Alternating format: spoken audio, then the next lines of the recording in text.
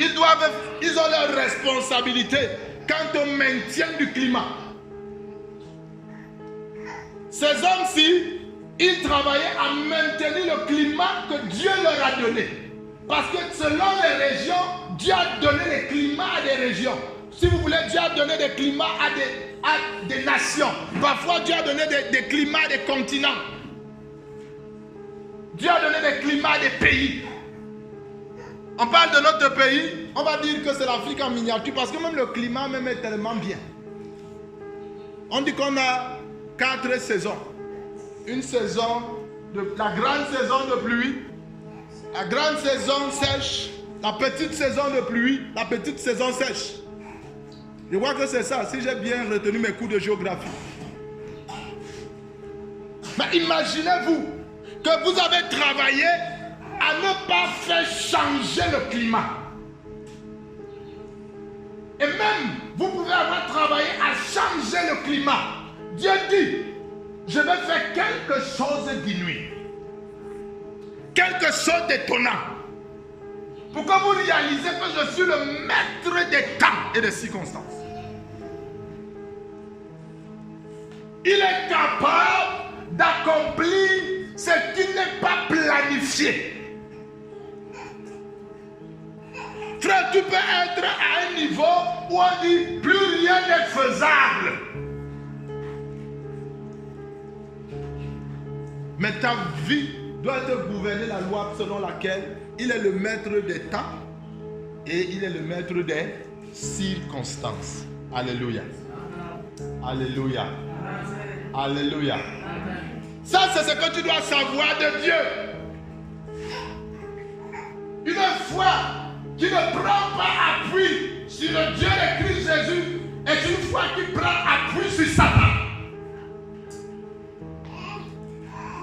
Je vais me répéter là-dessus.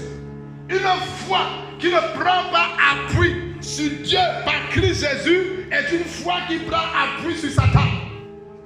Si tu es mécontent d'entendre cela, que la gloire revienne à Dieu. Il y a des gens qui ont la foi, qui répondent aux principes de Satan, qui répondent aux lois de Satan, qui répondent aux sciences de Satan, qui répondent aux croyances de Satan. Mais j'insiste que je te parle ce matin des lois qui gouvernent la foi. Et cette foi, c'est celle en Christ Jésus. Maintenant, s'il y a Dieu qui est impliqué dans la foi ne concerne pas les animaux.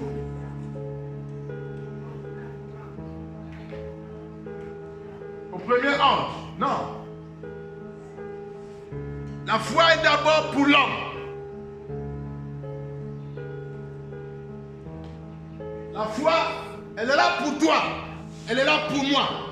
Et ça doit commencer donc par le fait d'avoir la bonne foi. Alléluia. Il faut que tu aies la bonne foi. C'est un principe. Tu dois avoir la bonne foi. Il y a des gens qui ont de mauvaises foi parce qu'ils n'ont pas choisi de la faire asseoir, de la faire établir en celui que Dieu a programmé pour que chacun d'entre nous puisse y asseoir sa foi. On va lire Matthieu chapitre 17 au verset 20.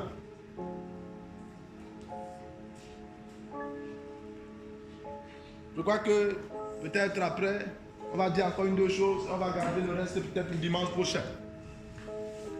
Matthieu chapitre 17, verset 20. C'est à cause de votre incrédulité, là dit Jésus. Oui. Je vous le dis en vérité, si vous aviez de la foi comme un grain de sénévé, vous diriez à cette montagne, transporte-toi d'ici là, et elle se transporterait. Rien ne vous serait impossible. Alléluia. La loi voudrait que tu possèdes la foi. Beaucoup de gens possèdent l'incrédulité. Jésus a dit, si vous aviez, ça veut dire que la foi, je dois l'avoir. Je dois la posséder. Elle doit être présente en moi. Et Jésus, je veux te dire, il n'est pas en train de parler à des personnes qui ne marchent pas avec lui. Il parle à ses disciples. Parce qu'ils sont venus le rencontrer et pour lui dire, mais mais Seigneur, pourquoi n'avons-nous pas été capables de chasser ce démon? Et Jésus leur dit d'où vient le problème. Donc on peut être avec Jésus, mais on est incrédule. C'est-à-dire on ne croit pas. Le fait d'être avec Jésus ne veut pas dire qu'on croit.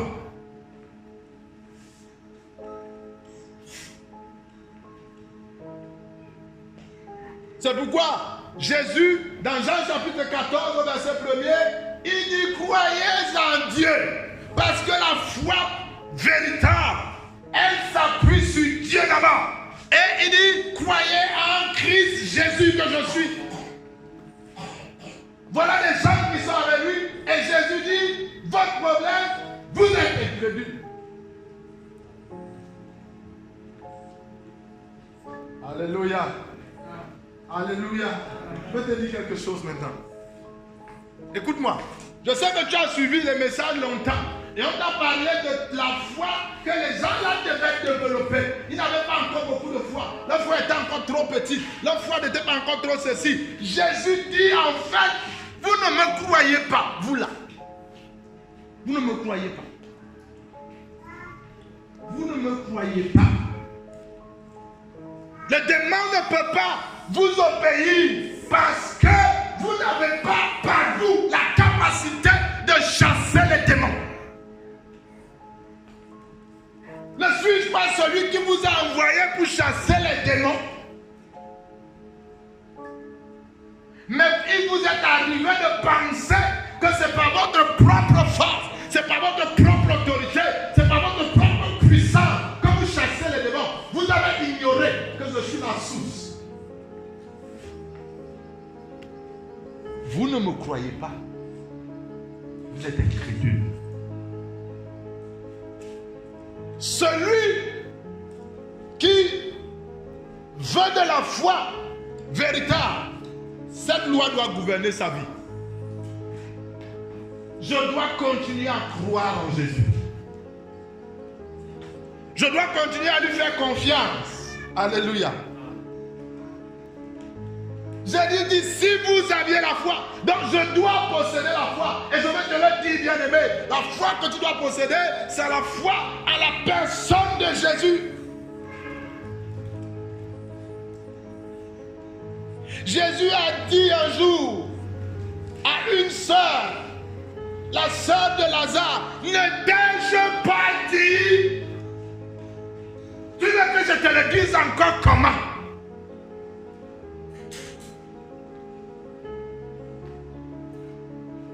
En d'autres termes, si Dieu parle, ce que j'ai comme responsabilité dans les lois qui gouvernent la foi, c'est de savoir qu'il est impossible que Dieu mente.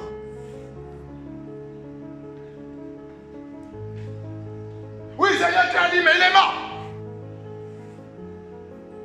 Je suis le maître des temps et des circonstances.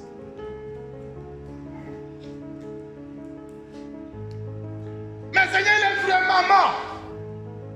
Ce n'est pas souvent comme c'était juste la maladie. Rien ne m'est impossible. Alléluia. Alléluia. Alléluia.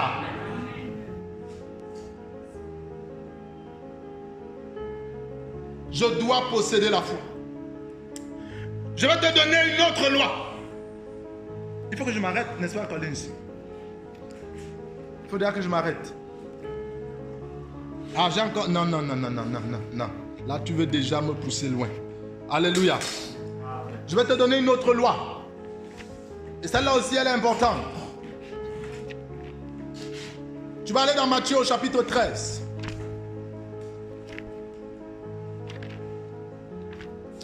Matthieu au chapitre 13.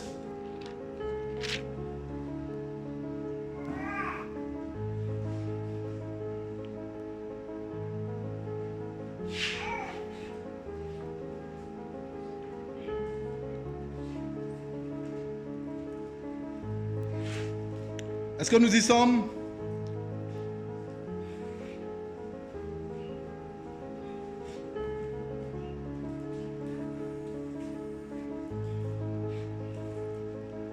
Matthieu chapitre 13, verset 21.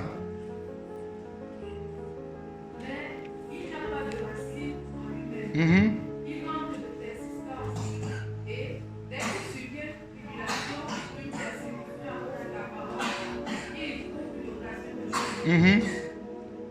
Cette personne est celle-là qui ne croit que pour un temps. Il manque de persistance. Dès que survient une épreuve par rapport à ce qu'il a choisi d'accepter, par rapport à ce qu'il a choisi de dire que c'est la vérité, il succombe. Une loi qui gouverne la foi, c'est qu'on ne croit pas pour un temps. Tu crois pour toujours.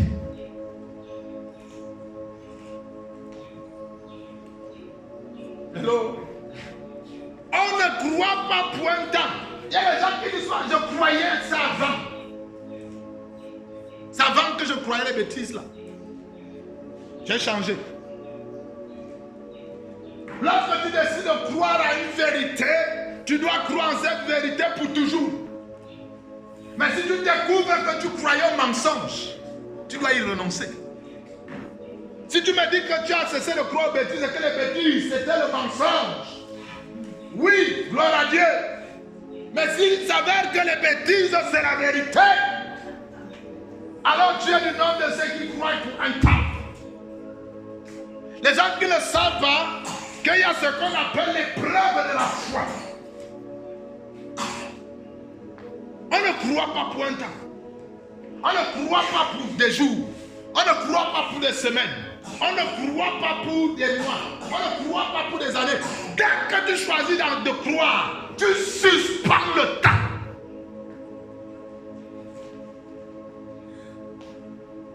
Écoute-moi bien ce matin.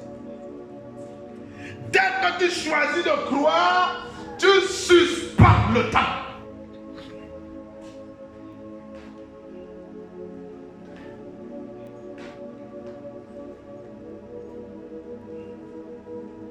Dès que tu choisis de croire, tu suspends le temps. Celui qui choisit de croire sort du temporel. Il a dans l'intemporel. Il n'y a plus les dates, il n'y a plus les jours, il n'y a plus les heures. Je crois, point final.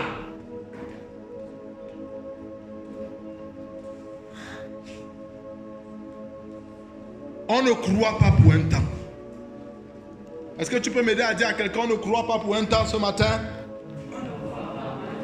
S'il te plaît, aide-moi à dire à quelqu'un on ne croit pas pour un temps. Alléluia. Dis-lui que tu as cru pour combien de jours? Demande-lui, frère, tu as cru pour combien de semaines? Ou encore tu as cru pour combien de mois? Ou encore tu as cru pour combien d'années? Frère, lorsque j'ai choisi de croire, j'ai choisi de suspendre le temps. Il n'y a plus de temps qui compte. La seule chose qui compte, c'est que je crois.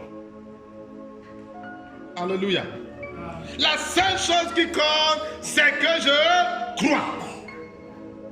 Je t'amène dans une autre loi. 2 Corinthiens chapitre 4, verset 13. 2 Corinthiens chapitre 4, verset 13. Il faut déjà que j'arrête parce que les choses qui continuent ici, là, c'est compliqué.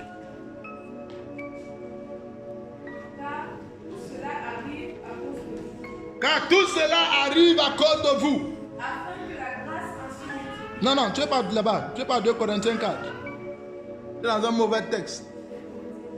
2 Corinthiens 4, verset 13. Et comme nous avons le même esprit. Et comme nous avons le même esprit de foi Qui est exprimé dans cette parole. de l'écriture. J'ai cru. C'est pourquoi j'ai parlé. Aïe, aïe, aïe, aïe, frère, je veux que tu écoutes ce matin. La loi voudrait que tu saches qu'il n'y a pas deux esprits de foi. Ne dis pas que c'est ma foi. Non, il y a un seul esprit de foi.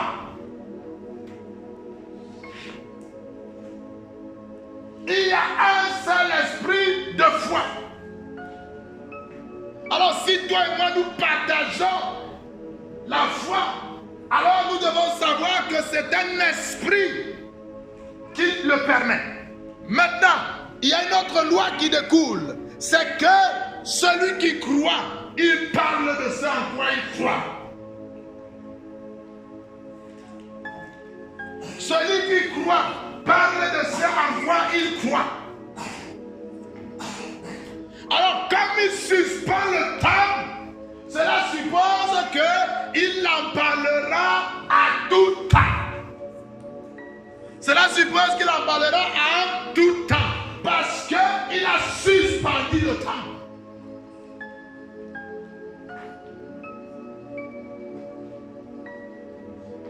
Si tu dis que tu crois et tu parles autre chose, ça veut dire que tu ne crois pas.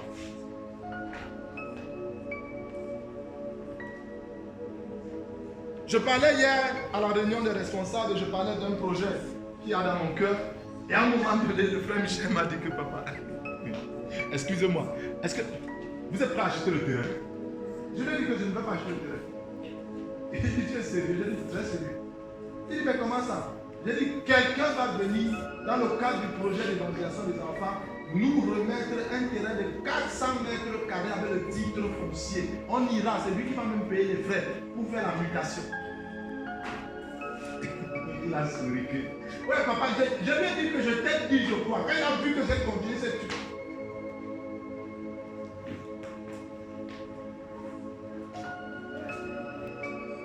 Hello?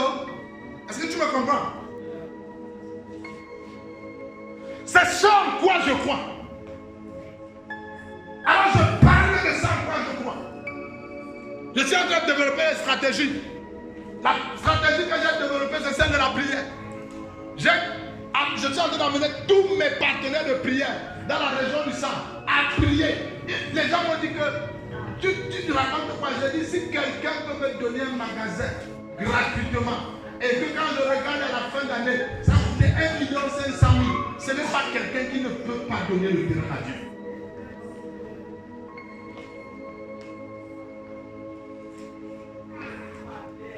Maintenant, je parle de ça partout. Je parle de mon projet. Le projet de 400 mètres carrés pour le projet d'évaluation des enfants. Je leur dis, en octobre, on aura ce terrain.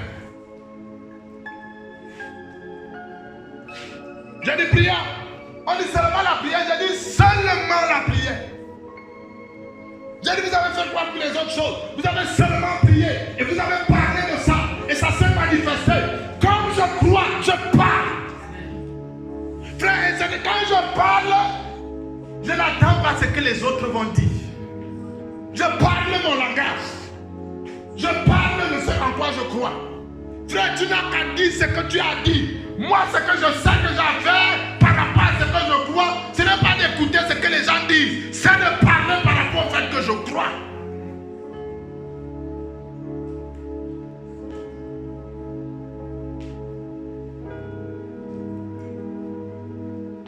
Joseph croyait en ce que Dieu lui avait montré. Il avait dit à ses frères, j'ai fait un rêve. Oh, j'ai vu quelque chose de glorieux. Mon frère, qu'est-ce que tu as vu? J'ai vu que nous étions tous au champ. Et pendant que nous étions au champ, quelque chose s'est passé. Frère, quelque chose s'est passé. Je ne sais pas ce qui s'est passé, mais c'était tellement glorieux. Frère, il était tellement en train de parler que frère, tu sentais que le gars était envahi par tout ça. Donc l'attention des gens voulaient écouter. On sentait que le gars vivait ça. Il croyait en ça. Il a balancé. Quand il a balancé, frère, il n'a pas attendu ce que les autres allaient dire. Il n'était pas préoccupé par ce que les autres allaient dire. Il était préoccupé par le fait de ce qu'il avait vu. Et étant préoccupé, la Bible dit ses frères ont écouté. Et on dit, ça veut dire que tu vas régner sur nous, ce n'est pas lui qui avait dit. Il avait seulement parlé de ce qu'il avait vu. Frère, il a seulement parlé de ce qu'il avait vu. Et les autres ont compris qu'il avait vu qu'il va régner sur eux. Il est revenu avec un autre rêve. Et maintenant il est revenu. Il a dit non. La dernière fois j'ai parlé. Les gars ont répondu d'une certaine façon. Maintenant je vais agrandir mon champ. Ce jour-là, ce n'était pas seulement ses frères. Sa mère était là. Son père était là. Et quand ils ont fini d'écouter son père, dit ça c'est quel genre de chose. Mais tu racontes quoi? Ça veut dire que tu vas gouverner sur nous. Il n'avait pas dit ça. Il avait seulement parlé de ce qu'il croyait. Et frère, 13 ans ou 15 ans plus tard, un jour, ce qu'il avait dit, ce qu'il avait proclamé, il a vu ses frères se prosterner et il s'est rappelé, voilà ce que j'avais proclamé. Que Dieu te bénisse.